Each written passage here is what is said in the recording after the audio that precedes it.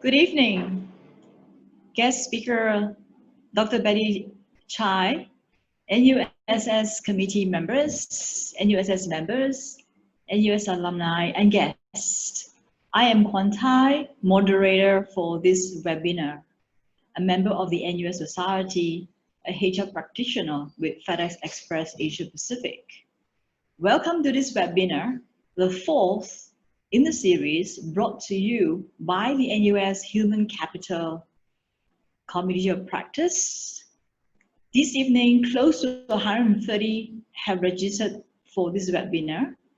Before I begin, allow me to just take 1 minute to share with you more about the NUSS Human Capital Community of Practice, in short, COP. Jess, please help share the slide. Yes. The NUSS Human Capital COP consists of a task force, myself as chair, Mr. Daniel Chia as the deputy, and members consist of Mr. Willie So, Dr. Cynthia Tan, as well as Mr. Eugene Tan. Objective of the COP is to create more opportunities for our NUSS members, particularly to come together to support each other personal and professional development, collaborating with our alma mater, perhaps to conduct joint research and benchmarking, and also, if needed, support fellow members by offering mentorship, particularly to those who switch career into human resources is something we can offer. And how do we do it? Some of the programs we thought of is regular sessions, perhaps over dinner or lunch, as well as conference and workshop. So members may sign up to join the Human Capital COP from August 2020. Now, an outline for this evening is about 20 to 25 minutes. Our guest speaker, Dr. Betty Tsai, will share with us what she has prepared for this evening, and followed by Q&A. The Q&A, we will stretch it as long as possible. The seminar will end by 9:15 p.m. And Mr. Daniel Chia, Deputy Chair of the Human Capital COP and the head of HR at Samsung Asia Pacific, will also come on to join us during the Q&A sessions. In fact, credit goes to Daniel, who has reached out to Betty to share with us her thoughts about getting the first job. And in fact, Daniel also got Frank Koo and Chi Tong to speak at our webinar before. So moving on, let me just request all of us here to just participate in a short poll, just 5 questions to get to know more about you, and also what are you interested to find out more from Betty, our speaker. Jess, please.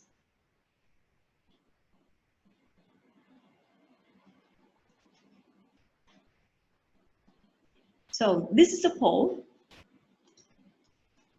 Are you actively looking for a job or internship now? Are you currently studying in school? Have you experienced on an online interview session? Interested to find out multiple choice, how to write a good CV, all this, how to leave a positive impression during interview. And lastly, how do you find out about the webinar?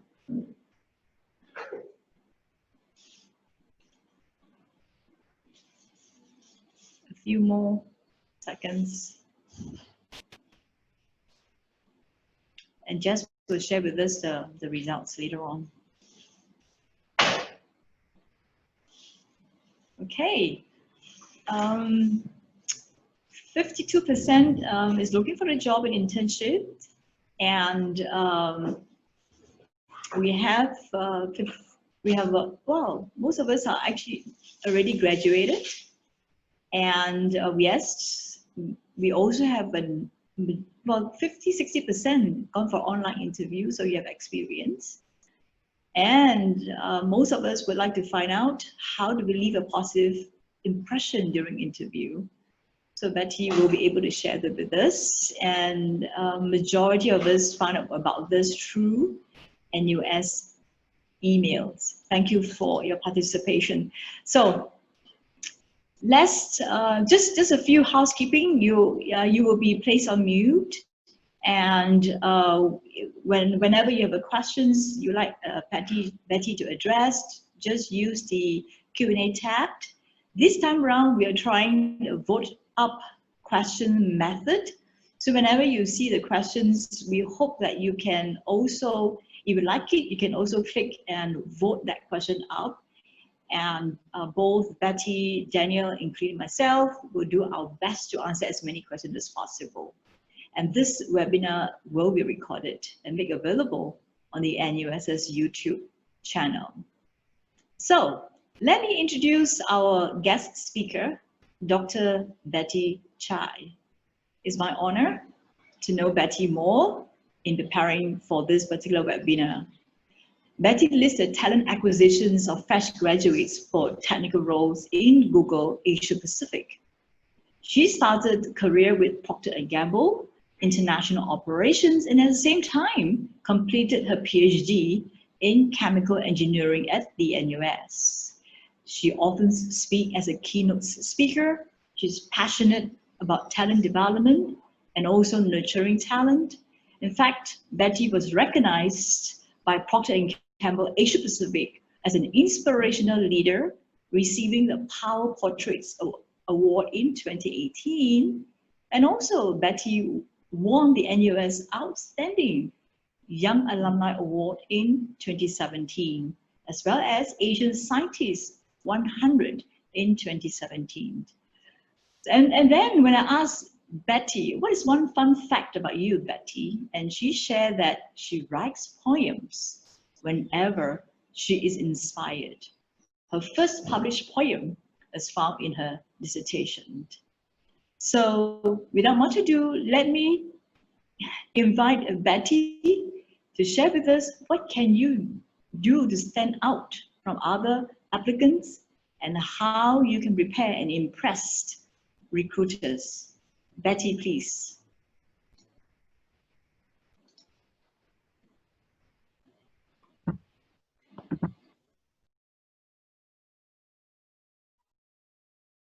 Hi, everyone. It's a great pleasure to have you here today. And thanks, Kwantai, for your kind introduction.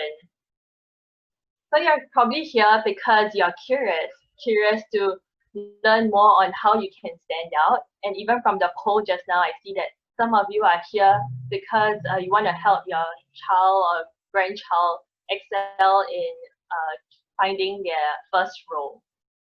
So whether it's skills for you to stand out and get to your dream organization or team, you're in a good place here. So I am based in Google, based in Singapore, and this is our regional headquarters. And I'm really happy to be able to be here today to share some of my insights I have while looking through resumes and shortlisting people for interviews. So as someone who picks out promising candidates for our technical roles in Google, what I would share with you would be things that you can also include in your application, because we want to know you as a person and you're fit for the role.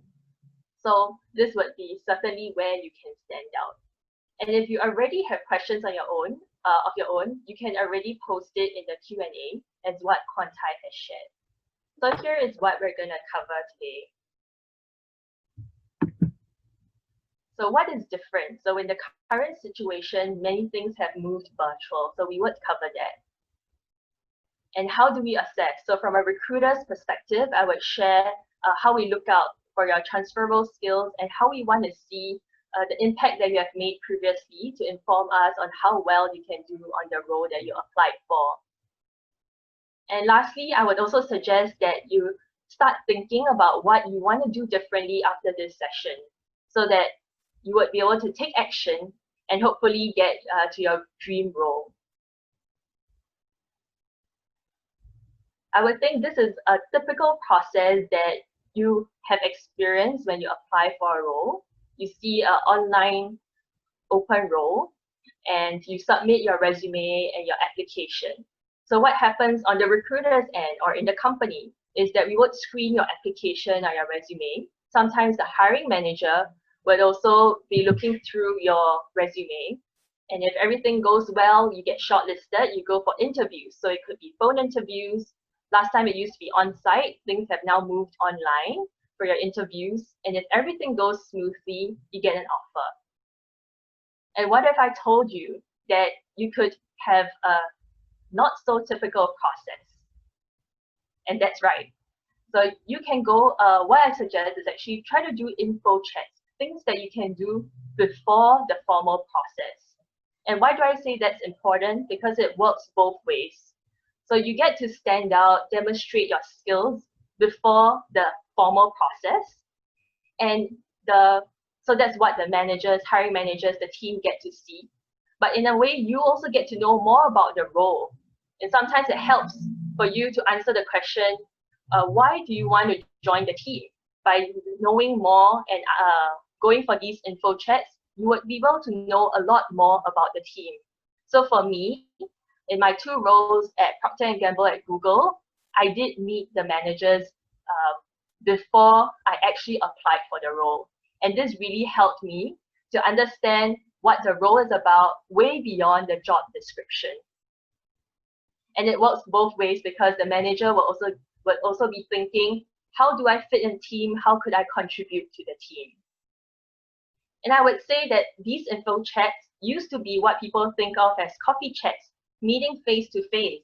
But nowadays, things have evolved, networking has evolved, and things have gone virtual. So last time there were career fairs or in-person events, and now there's virtual networking. And I have also seen that people are a lot more open to meeting virtually. So if you see someone on LinkedIn and you feel that there is something that you want to learn from them, it doesn't harm to write a short note to say like a specific thing that you want to like get their help or want to be connected with them. I see that people are a lot more open to it. And what I want to say is that now your first impression is your online presence because people haven't seen you face to face, but they probably would check you out through the search engines, through social media. So you would also want to think about how do you want to portray yourself? What is your first impression online? So what is your online presence? So this could be one area that you can try to work on, such that maybe from the first search or from your profile, people get the impression that the perception of you before meeting you is like what you plan for them to know about you. So I would also say that now with virtual networking, you have increased reach. So you can reach out, I would say, maybe to an old friend or a colleague that you have worked with in your previous internship or part-time work, because they would be someone who can possibly advocate for you. And maybe they would also know opportunities that you're not aware of. I would also say that there are like weak ties or people of a different social circle from you. They may be able to bring you other opportunities that is not within your immediate circle. The other thing I would say is that you can also share your experiences. And one thing that I've heard from people I mentor, they usually say like, oh, what can I offer to someone else? Like I am just a fresh graduate, I'm a student. But I would say that your unique experience is special. And that is something that you can contribute. Maybe someone wants to know what is it like to be a fresh graduate or recent graduate, or what the school curriculum has been, how has it evolved or changed. So you would have firsthand perspective to share on that. I also remember that when I was first year in the working world, the senior executives always like to remind us that we always bring this fresh perspective into the organization, and this is where we can value add and ensure that their products still stay relevant to the younger consumers.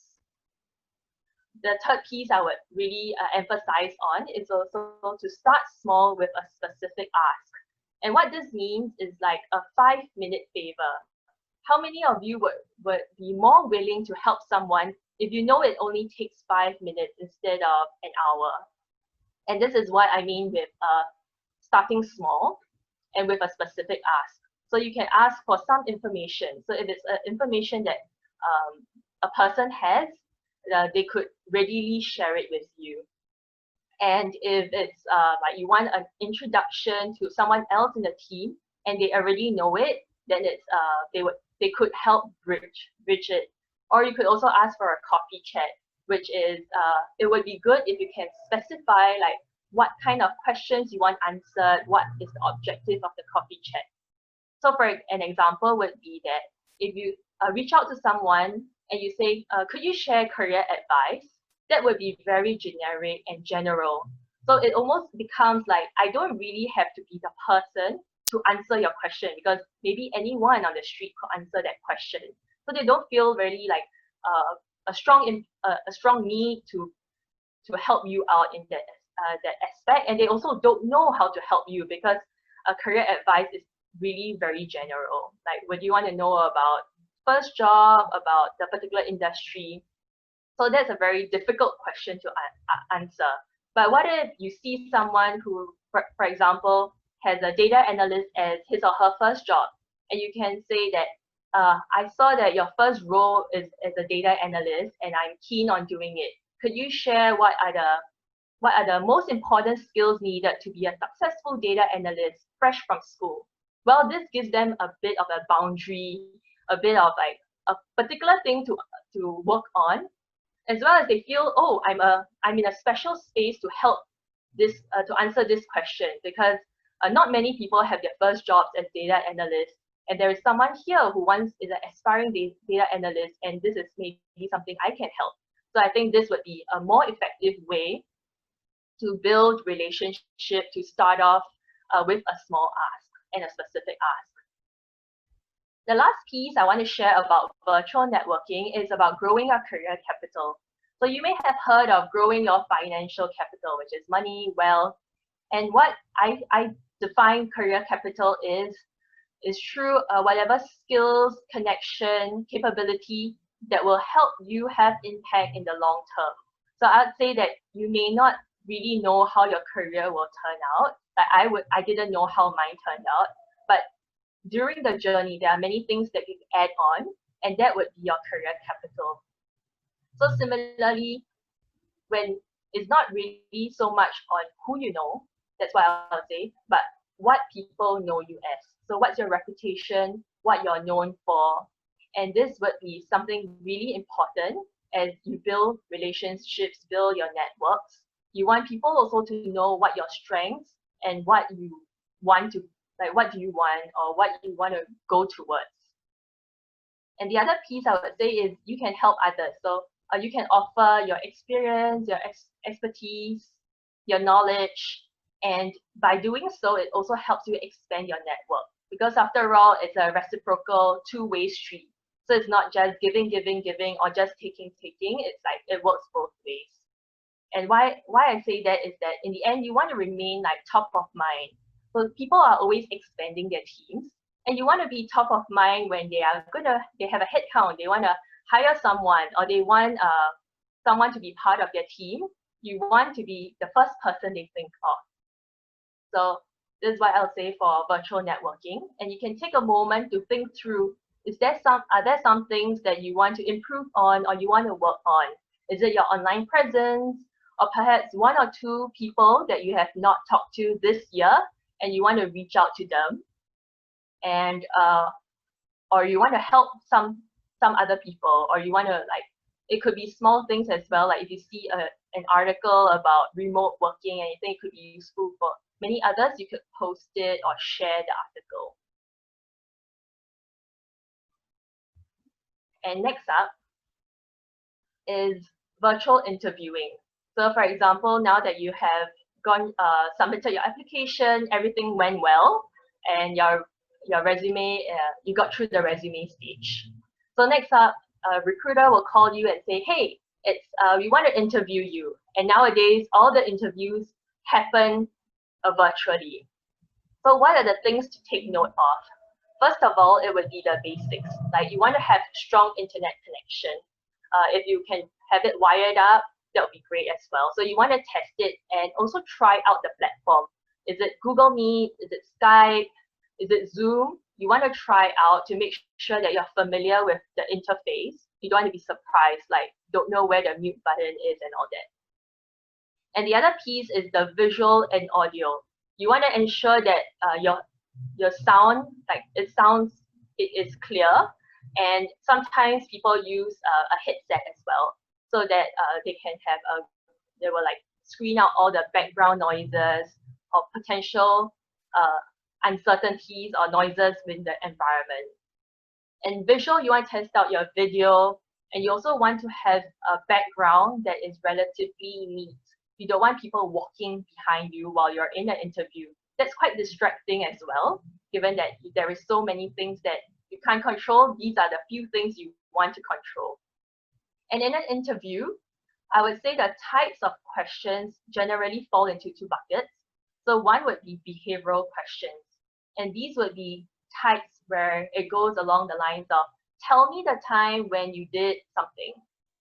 And it could be maybe when you were demonstrating leadership skills, or it could be when there were constraints in resources, and how do you finish a project, or maybe your problem statement changed. So these would be things that you can prepare for, and I'll share more later in this session. The other piece is on hypothetical questions. So this type of questions occurs because you may not have experienced such a situation, so it may not happen in the past, but your interviewer wants to know, like, what is your thought process like? So it usually starts with, imagine a situation when something happened, or when a challenge occurred, a challenging problem occurred or cropped up, and you had to pivot or change. Usually I would say that these questions would be tied to the job you applied for, and it usually is a common scenario that you would encounter on the role. So these hypothetical questions give the interviewer a sense of how you would go about solving the problem. And I would also say that another basic area about interviewing is to know the duration of your interview. It could be half an hour, 45 minutes, 1 hour, and this would help you get through the interview smoothly. So just in case the interviewer wanted to ask 5 questions and they only got to the 3rd question, you get a sense that you want to answer as concisely as possible and get through the interview, because it would be difficult for the interviewer to have a conclusion or comment about particular skill sets you have if you didn't get the chance to share it. And last, do be prepared to ask questions. Usually towards the end of the interview, you get the chance to say, to ask the interviewer some questions, and you don't want to lose that opportunity. So I'll say that if you say, I have no questions, it could be a sign of like lack of interest, and that's not what you want to portray. So do prepare some questions. I would say that there's lots of questions you can choose to ask. Some of it would be like, how can I be successful in this role? And how does success look like in the role? Or you can ask the interviewer on his or her own experience in the team, or how their career progression has been like. Or you can ask about training opportunities, or even about like the business environment. What's the direction the business is going? Where's the potential growth? So these are all great questions, and it will also give you additional ideas of what the team you're joining is like, and create a great impression that you are curious, you want to learn more, and you're very interested in the role. So now we've talked about interviewing. I want to switch gears a little bit to talk about specific examples you can share during your interview, and even in preparing for your resume. You can also tailor some of your examples such that they stand out. And this is what I like to call, what's your impact story? So even in a project that you did in school, or in the clubs, or your internship, like how do you describe your experience is really important. You have done great work, but you also want others to appreciate that and know the great work that you did. So I'll say that you want to first share what you did. You don't want to say my team did something, because in the end, we want to hire you, not your entire team. So we want to know what you did in the team. The other thing is to use active verbs, the active voice. So you want to say, I spearheaded something. So you want to use, rather than saying that I was asked to do this, in the passive tone of voice. So here's an example. This is an example of someone who has co-founded, and is the vice president of the Data Analytics Club. So this person started and grew an undergraduate data analytics community, and it has talks and industry visits. And this person also led the annual data visualization hackathon. So how can we improve this example? As someone who don't know this person, when I read this, I would be curious to know, like, how big is this data analytics community? And I want to know, like, is there any context to tell me what this annual data visualization hackathon is all about? So here's the other version of it. Spearheaded a new initiative for this undergraduate data analytics community. And then you grew the club from 550 to 300 members in a year. So now we see the scope. Wow, that's like how many more times than 50. So you get a sense of the scale. And then this person also led a team of 6 for this data visualization hackathon of 200 plus attendees citywide. So this rewritten form is based on the framework accomplished X as measured by Y and by doing Z. In other words, you start with an active verb, spearheaded, grew, led, and then you want to give it context. So you want to do some comparison, quantify it, and in the example of growing the club, it would be grew the club from 50 to 300 plus members in a year. So this gives a sense of what it was before and what it is like 1 year later. And the last piece is you have to detail, like, what did you do? So what do you do to achieve your goal? And then it's true enhanced recruiting circuits, 20 plus industry visits, and 10 monthly high profile speaker engagements. So this is gives me a better idea of, oh, this is all the great work that is done. And I also get a sense what does this mean for the co-founder of the Data Analytics Club. So do look back at your resume to see if you can quantify what you did, and also use the active voice. But I get a feel like, oh, this is who you are and what you have accomplished. And it's really nice to frame your, like, write your impact story, your accomplishments in such a framework. I do know that there are other types of frameworks that the school teaches, such as the context, action, results, and those are also useful as well. So find one that suits your needs and practice using such frameworks. So in the end, the purpose is that for someone who doesn't know you, when they read the example, they read your accomplishment, they know what you did, and then they will get a sense of who you are as a person and how you go about doing this club or this project. And oftentimes there would be particular skills that they're looking for, and it could be specific to the role or to the organization, because it could be a very important attribute. So let's move on, and I would also share with you what we look for in Google, and these are the 4 attributes. So for us at Google, hiring is the most important thing that we do, and we look at these 4 attributes regardless of the role, which means that you could be applying for a technical role or business role. We use these same 4 attributes. The first one is how a candidate thinks.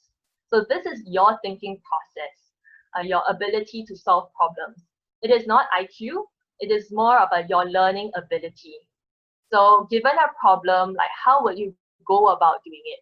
And this is a parallel to what we face at work every single day. Your manager gives you a problem. It could be ambiguous. It could be a little unclear. And you want to ask clarifying questions or make some reasonable assumptions and maybe think through, brainstorm on potential solutions, and then come out with a reasoning, like justify your proposed solution. And this would be an area that we would also want to see or like have a parallel process in the interview. The next aspect is on leadership skills. And what we call leadership is more on emergent leadership. So this is how you would lead, but it's also in the same light if given like other people are leading, how you are as a team player as well. Next, it would be the role-related knowledge. So these would be the job-related skills specific to the role that you apply for. And role-related knowledge is something that you can pick up from the job description and the roles and responsibilities. So it would be specified like what is the day-to-day expectation, like what do you have to deliver on the job.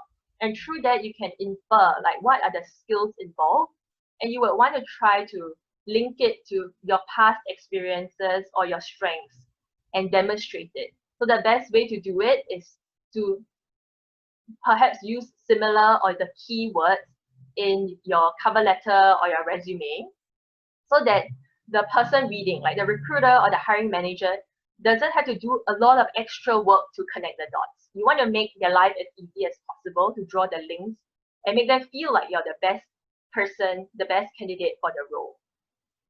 The last piece is Googliness. If you ask Googlers, sometimes they may say that it's hard to define, but in the context of interviews, this is a well-defined term. It means how you thrive and your comfort in ambiguity, because we're in a fast-paced, ever-changing industry. So we want to see like how you're gonna adapt quickly. It's also your intellectual curiosity. It is also about your mindset to think 10 times, 10x. So at Google, we usually like to say that we go for the moonshot. So we go for stretch goals. And then we are not satisfied with just going for 10%. We want to go 10 times more. And so this is the stretch goals, the long-term thinking, yet we want it to be sustainable. So this would be the type of solutions that we are looking for when you answer interview questions, or like it's the mindset that you have. So this would be like a sense of ownership as well, like thinking of what's good for Google is also part of Googliness. Okay, so this is the key attributes that we look for in hiring. You can also look at the other organizations that you are interested in. They tend to have a page about their culture, their mission, and their vision. And from there, sometimes they will even list like what are the key attributes they look for, the values in the company, and you can get a sense of what is very important when they look for future hires. So in our case would be like how we look for future Googlers.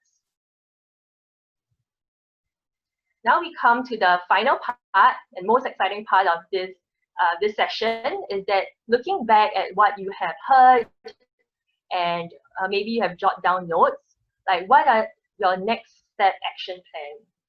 So do be proactive. So go out, reach out to new people or people you want to learn from, as well as reconnect with your colleagues, your friends, and do your virtual networking. And do persevere as well, because I understand that now the situation is the market is not as good as last time, but do keep trying. And sometimes you may need to pivot along the way as you learn, and so also be flexible on that front. And do prepare well. So there are many things that you can't control, but I would say that some things, such as knowing your strengths, is something that is within your control, so that self-awareness piece.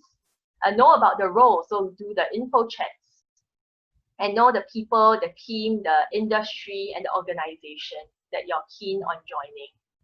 And the last piece would be to practice your impact story, because you have done great work.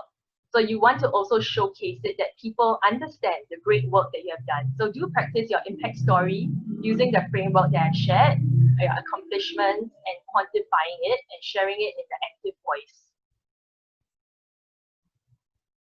Okay, so in summary, we've touched about what's different. So there is the virtual networking piece and the virtual interviewing piece and how to prepare for them.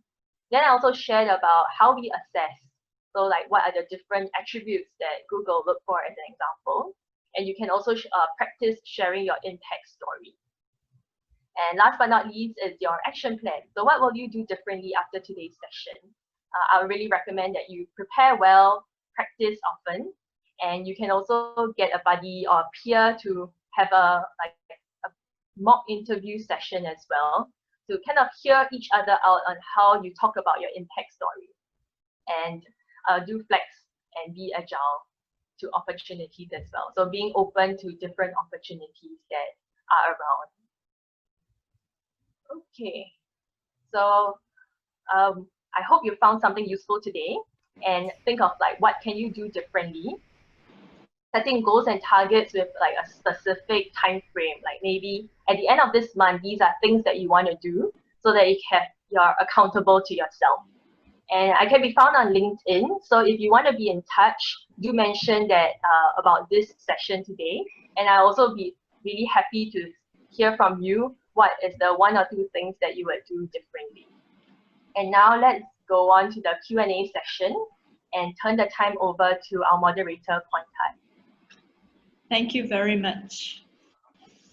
Thank you very much, Betty. And we will also have Daniel coming on to join us. And while I bring Daniel on, those of us who have questions, please put it through the Q&A, and you also can vote up the questions that you like most. So, hi Daniel, where are you? So Betty, thank you so much. I personally have learned a lot from you. And in fact, while I've been working for so long, a lot of your pointers are very refreshing and a very good reminder. I like your virtual networking. So this is an example of mentoring, reverse mentoring. You're mentoring me, even though I have been on the job market for more than 30 years. So thank you very much. I particularly like reaching out with a 5 minutes asked and be specific.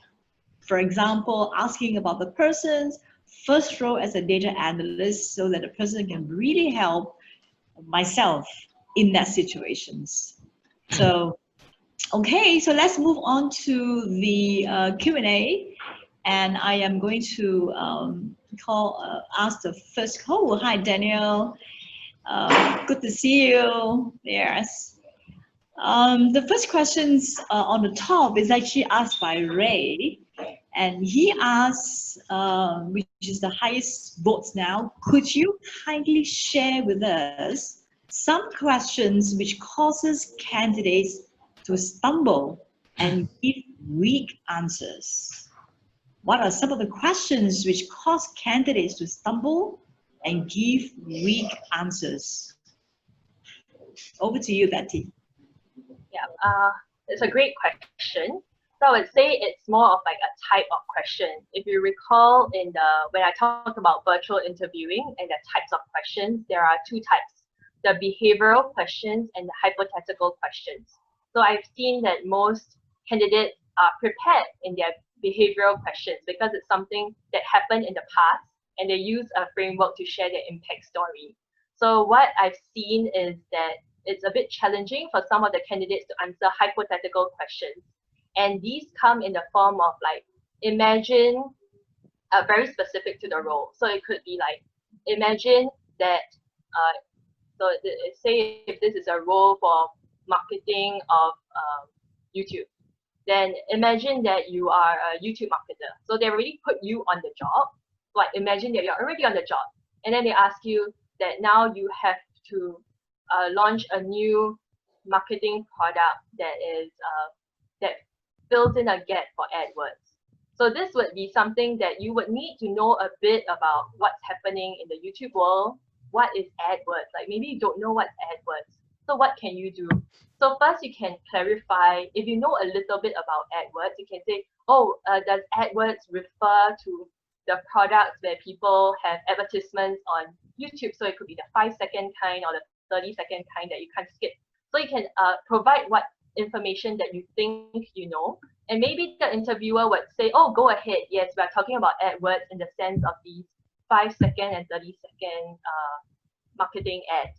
Or maybe the person will give you an additional kind of prompt and tell you that, oh, other than these kind, we have a third kind. So you want to have a conversation with the interviewer about it, as though like you're already in the team and you're having a discussion with a teammate on a product that you're going to launch. So this would be one aspect to help along. So you may not totally know the answer the first minute you get the question, but you would want to slowly work your way through, and eventually after some time come up with a framework on how you're going to solve it. You could also share, like, if I was given a week to do this, I would go and search on past new ad products. So you kind of list out many ways you're going to get information to help inform you of how you're going to go about solving this problem or doing this project. And after like thinking through, brainstorming through, you can also clarify with the interviewer if the approach, like get some feedback about your approach, because this is very common at work as well. Like, you don't want to be solving a problem that your manager don't want you to solve. So you demonstrate this during the interview to let your interviewer know what's your thought process like, and correct yourself. So if they say, oh no, I don't want you to think along this line, you only have 1 day to solve it, then you better go for a slightly different solution. Or they say, oh, you have 1 month to solve it, how would you do differently? So these would be things that you want to be considering as you're trying to answer that hypothetical question. And the other piece I would usually share with candidates is that it's all right for you to say, I need a minute to think about this. So sometimes it's like not everyone has ideas on the spot, and it's fine, because at the end, you don't want, like, the team wants you to come up with the best possible idea rather than the fastest idea you can think very quickly. So you can share also that I am thinking through, there's many things going on my head right now. I need about a minute to think through my strategy, and I'm not very good at verbalizing as I write. So maybe you'll be scribbling on a piece of paper, and then you say that, oh, can I have a minute? And usually they're pretty forgiving, like they will say yes. Otherwise they say, oh, maybe you can share what you're thinking of right now, and then maybe take the minute. So these are the things that you want to do while you're answering the question. Okay. And usually when you're once you brainstorm and you have like multiple solutions, you also want to have a sense of closure, because if you're really trying to solve the problem, you would only be able to start with your first possible solution and follow through. So you may want to do, like, in the short term, given 1 day, I would do this method. And then you want to give reasons for it as well. Like, why is it so? It's not arbitrary. And Google is a very data-driven company. I'm quite sure many other managers would be also very happy to know why you're choosing one solution over the other when they all look equally good or really spectacular. Why do you choose one over another? And then you can also give time frames, like, given enough time, like if given 1 month to do this, maybe I'll get a sense of what is more feasible. So maybe I'll do this for 1 week or 3 days, and then I'll do another method for 3 days, and then decide on another one. And you want to list the criteria, like what is the success criteria that would make you slant one over the other. So I hope this helps in answering the hypothetical questions, which is something that many candidates stumble upon, because it's so vague, it's so open-ended. There's no one right answer. Hey, Daniel, you want to add, because from your experience in interviewing, what are 1 or 2 other questions that candidates stumble? Sure. Again, Ray asked an excellent question, and in my interpretation, sometimes the simplest question can be the hardest. So let me give you 2 examples based on my interviewing so-called experience. One of my favorite questions that I like to ask my candidates were, how do you deal with disappointment? And believe it or not, I think a lot of candidates actually struggle to answer that, and they found it as a shocking. Why would I want to ask such a question? So in fact, it's also a question whereby we also want to assess, that kind of stress management, the inner thoughts about what's going through, and all of us has face disappointment, but it's about how you overcome it. So that's really one of the question I realized quite a number of candidates could not answer it properly, and they was in a shock, and it took them quite some time to think about how to reply with a formal answer. And another of my favorite question, believe it or not, quite number of the candidates find it difficult to answer is, what are your hobbies? So some could not, really talk about your hobbies, which I mean, yeah, again, it's about how well the kind of self-awareness that you have. And it's also about, how do you really want to let the interviewer, the company know about you? Because when we are hiring someone, we are not hiring a colleague, a staff. We're also hiring someone that can fit into the corporate culture. So we want to know more about you as a person.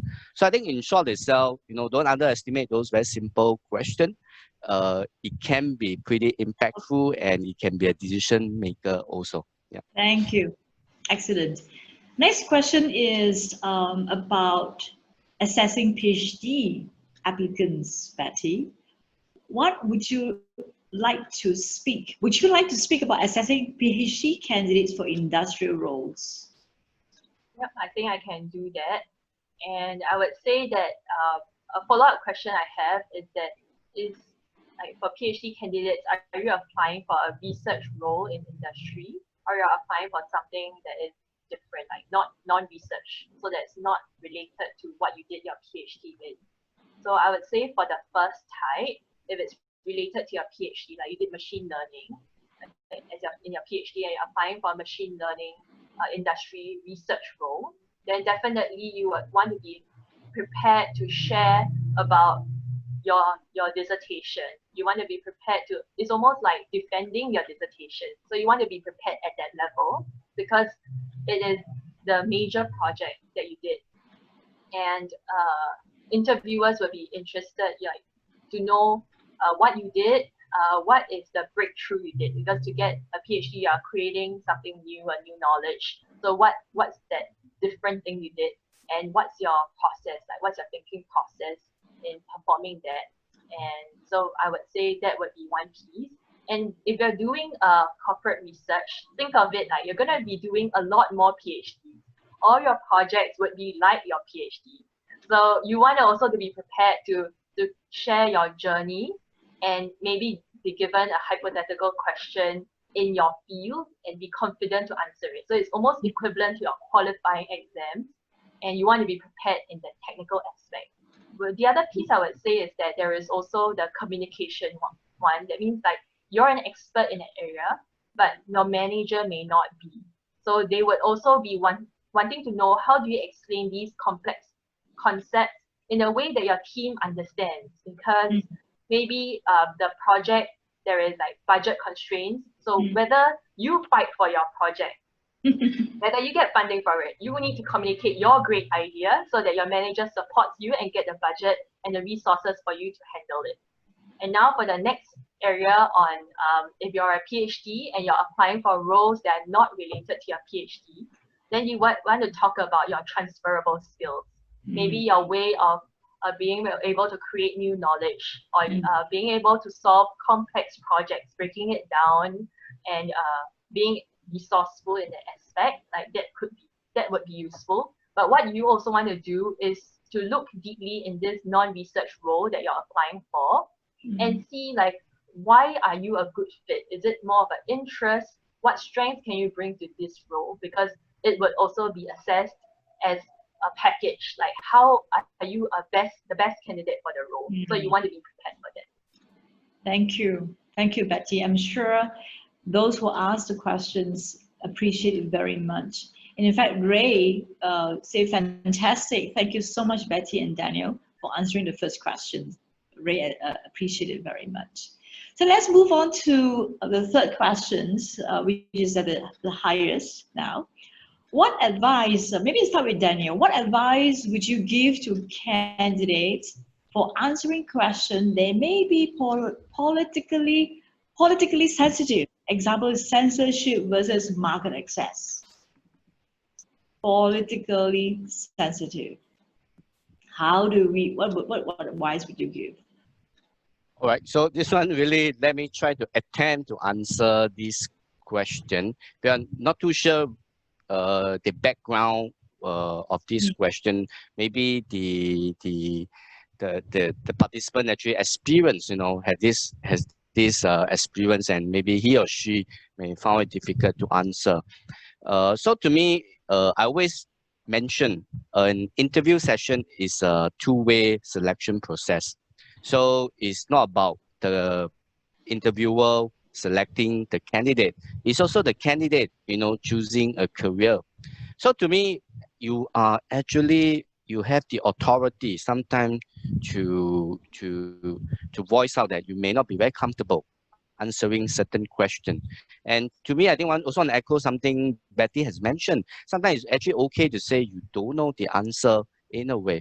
So I think in short, I don't really have an answer to that question. If you are uncomfortable about answering it, I think be bold, be courageous yourself to voice out and say, maybe I may not find myself in the right position or been through it to really attempt to answer that question. But I think reject it in a nice way. That's how I will view it, because if you say it's politicking, I mean, no matter how you answer it, it can be deemed sensitive and can be wrong. And instead of leaving an impression, you end up leaving a negative impression. So that's my thoughts about it. Yeah. Okay. Betty, you want to add to that? Oh, I think Daniel covered most of it. So I would say if you're uncomfortable with answering it, then yeah, do decline it politely, like saying that you're not comfortable. You can be quite transparent about it as well. Thank you. All right. Let's move on to the next questions. This is regarding what if you are working in a job, example, operations, which cannot be quantifiable in terms of sales or revenue. How could you share your impact story? Maybe Betty, you can take that up. Okay.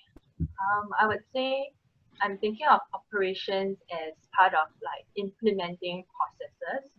So if you're thinking of something else, do put it in as well. But I would say that even in operations, there could be signs or metrics that tell you that it's working.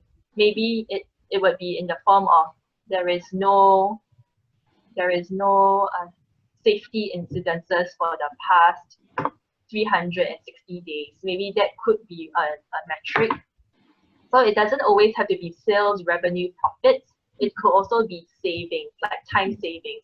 Because what I'm thinking of, the type of operations you're talking about could be a process. It could be like in a manufacturing plant, and there is a process going on. So like you're helping with, or you're in the operations team, and you make sure it runs every single day. Well, if it's always running, that's an achievement as well. So you can also find ways to quantify that something is running. Or you could say that you have helped improve a process. And I'm sure these are all big projects. From my understanding of operations in plants, if you want to make a process improvement, it's super huge. And they usually come with cost savings. So it helps the company save a lot of money. And these will be things that you can quantify as well. And sometimes it doesn't have to be at a cost saving stage. It could be that you have proposed something. It has not yet implemented, maybe because you were intern and you didn't get to see it complete. But you could say that you proposed something different, something new, and that could potentially lead to how much cost savings. So I hope this helps you. Right. And to add to that, we may have in operations with KPI, it could be a monthly scorecard that operations responsible. If you're a team leader or you're a manager, you can also communicate. You have met the plan, you have been on time, there is actually zero error. And like Betty says, you have given lots of suggestions and quality circles. You are a black belt, for example. You have a lot you can share in operations. Okay, let's move on to the next one. Would you like to touch upon differences in resumes across territories? It could be recruiters in Australia often ask selection criteria as additional document, to the resume. So do you see any differences in while you search for candidates in different markets in Asia Pacific, Betty? I would say I'm not the best person to answer this question because I usually screen for resumes for people to start work in Singapore. But, and I'm not very familiar with the selection criteria. So does Daniel have something to add on this? I think like what we mentioned earlier on, right, is okay to say we don't know. And actually in my capacity has been largely also Singapore so-called focus. So I had not many experience hiring for the regional role. I don't think I can give good inputs. Yeah, let me just add to that. The framework that Betty shared about when we communicate our positions, our current job or past job, is always good to put in an active voice. How have you contributed as a leader? What have you done? Your contribution. So short and sharp about your contribution. Either you are a leader, either you initiated something. So I think that would not go wrong in terms of being or communicating the impactful contribution in the previous roles. So, okay, let's try to answer a lot more questions. So what tips do you have for an interviewee? Eugene Tan asked, what tips do you have for an interviewee are being asked? Why should I choose you over the other candidate? Eugene is looking for the answer. Well, I would say that do focus on your strengths and your fit with the role. So like where you think you actually stand out, you're different from others. So I think going by these two areas, it would put you in a good light. And you did do info checks before your process or even during your application process, then you may be able to like see what others particular things that would make you a good fit into the organization or team, and you would also want to highlight that you did your homework and that's why you think you're a great fit to the team and what you can contribute to the team. Right, Yeah. definitely. So Contact, can I just add on? You see, when the interviewer asks this question, so they are also trying to assess a bit more of your personality, right? I mean, how do you assess this situation? So an interview is like you're running your own race. I mean, most of the time, I don't think you will know who are the other interviewees that are competing for the role. And my advice is typically you should have received the job description about the role that you're applying. So to really answer the interviewer, why you should be chosen over the other candidate, I think you can actually just use the job description and actually answer. You actually do meet most, if not all, the criteria, and you are the right candidate, for the job. I think if you can actually answer it that factually, I think that is a decent answer for the interviewers.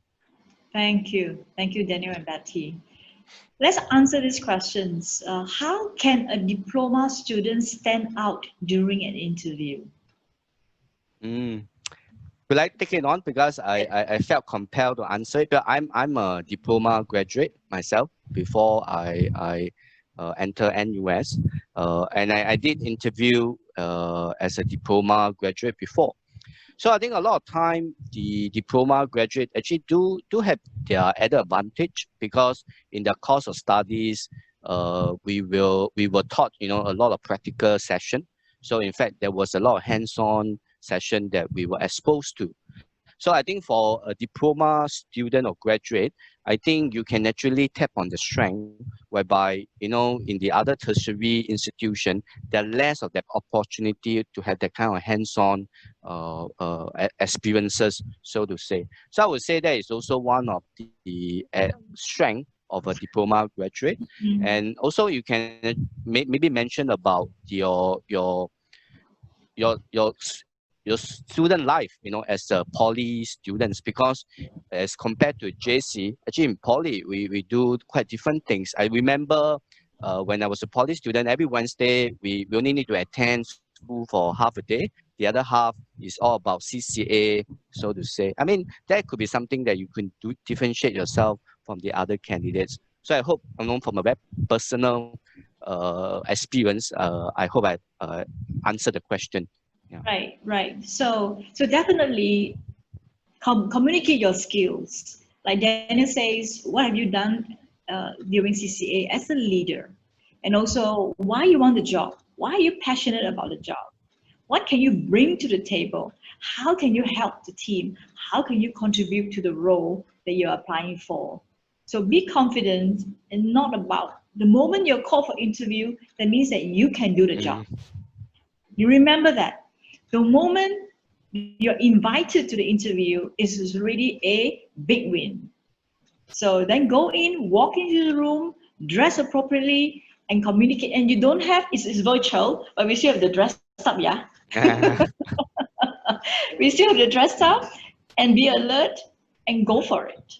Regardless of your diploma, you could get a job and beat the other person. So I wish you all the best.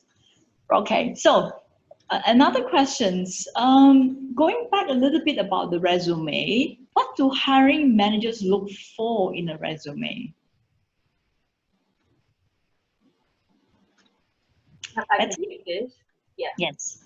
So as I have shared, maybe it's more on the recruiter's perspective, but I would say that hiring managers also look at your fit to the role. So in their head, they'll be thinking, I have one head count for my team. Who would be the best person for this role?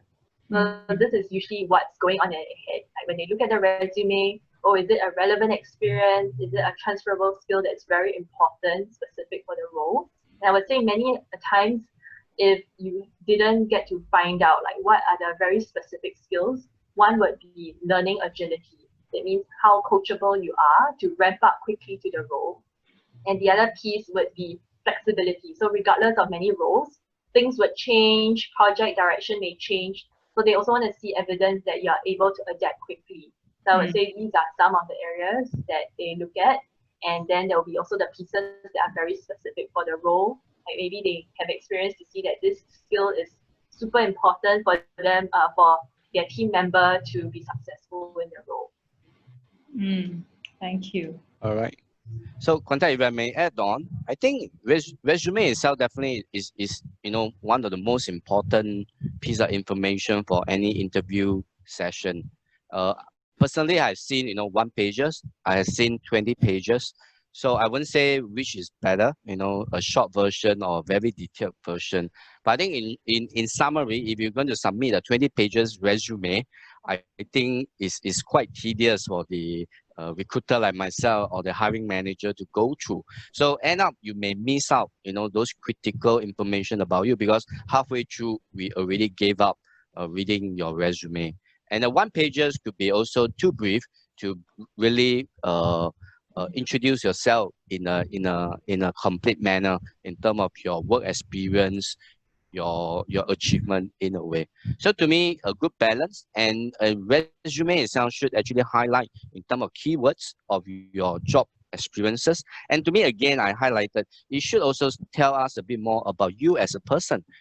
What are your volunteering experience, again, what are your hobbies in a way. So I always like to look at a bit of mixture in terms of very functional technical aspects about you and also a bit more about you as a person. So that's actually what I would look for in a resume.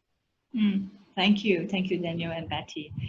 So let's move on because we do have people waiting to hear from us. The next one is, interesting question. What are the best strengths and weaknesses that a candidate can mention during an interview? What are the best strengths? And it must be your strengths. It cannot be the best strengths, right? So, maybe what we can share is from the interview that we have done, when someone talk about their strength, how did they put across their strength? And how did they put across their weakness? So it's not so much about best strength, but how best they answer when asked about their strength and weaknesses. Yeah. Could I add on? Yes. I think again this is also a question quite close to my heart. So first thing first, I think such an open-ended question for the newer interviewer. In fact, this is considered quite an outdated question already. So we seldom ask such a open-ended question about your strength and weakness, because it can't really lead to an objective, what we want to find out from the candidate. So let's say in the event the interviewer do ask the candidate about this question. So my advice, and again, it was a training that I've been through. So interviewers had been through this training called competency-based interviewing techniques.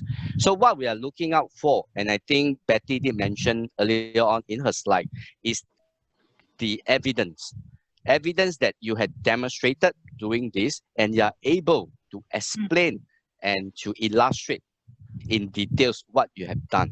And an experienced interviewer will go deeper and asking you more and more questions related to, let's say, in your particular strength, your particular weakness.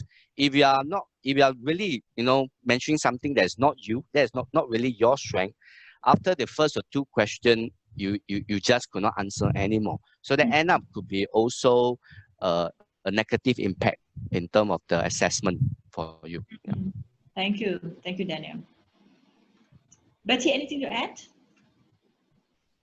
I would say that I've not really seen this question being asked recently, but if you do get it, then you want to say talk about your strengths and preferably link it to the role that you applied for. So it's like this role plays to your strength, and that's why you're applying for it, that kind of argument. And if you do get asked about your weakness, then I would think the purpose of the question is not so much to say what you're not good at, but maybe what you have recognized as your weakness and what you have done in the time since you recognized this weakness. Like, what have you done to overcome it? So that it's not your terrible weakness, but it's just a not so good type, it's gradually improving. So I would say go in that direction. Good advice. Thank you both. Next questions. Now, going back to the earlier questions about operations. The operations is about banking backroom operations. Fix processes and execute processes well. May not have KPI to communicate. So what advice could we give in order to communicate our impact story? Yeah. My first thought would be that running the operations is executing. So there is value in executing with excellence, so that you are doing the process smoothly and doing it well. I think that's something that you want to highlight. So a quantifiable way could be that there is like 0% errors in the past year. This would be one of the metrics. And the other piece would be, as you do this role, although your manager didn't give you KPIs or metrics, why not sit there and think like, how could it be better? And think of like what can be measured. So it could even be an impact story. We say that this has never been measured, but I try to be a little creative or try to infer anything else that can be measured to help the operations team. I think that was something that your manager may appreciate, and that's something that you can talk about. By being such an expert in your operational role, you can actually create success metrics. So that is one area that I can think of. Maybe Daniel has something else so in mind. To me, I think trying to understand the question is about measurement. So let's say there's really no KPI and goal as stated in the question. I believe most of us, not all of us, will somewhat need to go through a performance evaluation, right? I mean, banks itself, they are very performance driven. So we will go through this performance evaluation. Actually, there's no way you can talk about your achievement, your measurement, your goals. I think you can actually talk about your performance evaluation score. I mean, if you have done well, and that is basically an area that you can showcase, I think you can actually share with the interviewer what you've done well, and to get that kind of particular score. And that's how you've been recognized to be a good worker and effective worker. I think you can spin around in the angle in a way. Yep. Thank you very much. And that definitely, because we hire for attributes, attitude, not so because we can train someone, right? So communicate your attitude, your team player, your attendance. You look forward. You want to complete your tasks, right? So you collaborate, or you help somebody, or you cheer up somebody at work. So there's so much to talk about, because a backroom operation is a heartbeat of the company too. It's not necessary only all of us, those of us in the sales, operations in the back room. You are doing the key jobs, because that keeps, the company going, and making sure, there's no customer, making sure good customer experience. We count on operations. Okay, so 2 more questions. In fact, many companies uses AI now to filter and sort out resume. Given this scenario, how can we allow a resume to stand out and get chosen by the AI? Betty? Okay, I would first say that at Google, we don't use AI, so humans read your resume. But just in the case of other companies, they use AI, I would say that it usually works by the logic of keywords. So you may want to look at the job description, identify what are the key, maybe action verbs, the skills, and put the exact word or a paraphrase of it, like synonyms of it, as part of you describing your impact story. Thank you. Yeah. All right.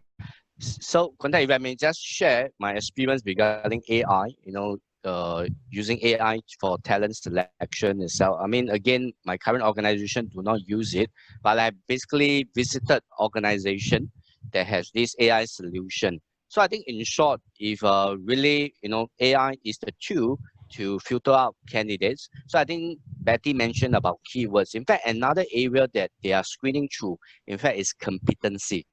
So don't underestimate, be it your LinkedIn profile or the CV that you submitted. The portion about competency are actually very important. So they are trying to do all these matches. And in fact, the company I visited, they mentioned the success rate of the match of using AI to choose the candidate is more than 90% that they have found the right candidate. I'm not sure, I'm not using it myself, but this is what I learned, I heard before. Thank you so much. Now, I must say appreciation to Elaine Liu, helped us with this. Elaine is helping one of us who asked the questions about selection criteria for Australian hiring companies. This is what Elaine had to share. Usually, key responsibility and selection criteria will be clearly articulated in the position descriptions document. So one suggestion is to prepare a document. Actually, I'm reading out Elaine's question. You eliminated, I'm sorry. But Elaine shared with us, she felt that normally the job responsibility is stated and you could actually address it point by point, how you actually fit the bill, how you can actually contribute in achieving those responsibility or tasks stated in the job description. So that will perhaps be more targeted. So one last question is, how would you answer this interview question? Do you have anything to add which you think is important for us to know? Last question. Yeah, I would say that if you have something like an example, your impact story that you wanted to share, but there was no chance, like the interviewer didn't ask you for it, and you didn't share it, but you prepared for it, and you feel it's so important for you to stand out and get the job, yeah, use this opportunity to share this piece of information that you think they may not know, or reiterate it if like it's already in their CV, but they may not have seen that that part of their resume. So you want to emphasize it again. So I would say this would be something that you would want to share. Thank you. Very good. It's very, very close to 9:15. So thank you so much, Betty, for sharing many practical tips with us. Thank you, Daniel, because you add color, you add other perspective to this evening's webinar, and to members and guests joining us, and definitely our NUSS Secretariat, Jess and team, for the superb management of this webinar. And we're going to show you, put on screen the last slide for you to give us feedback. Members and guests, give us feedback there's a QR code. And also those of members who would like to join NUSS, Community of Practice, the Human Capital Community of Practice. This is a QR code. You can download the form, and we look forward to see you at our guild houses or in NUSS events. Have a good evening.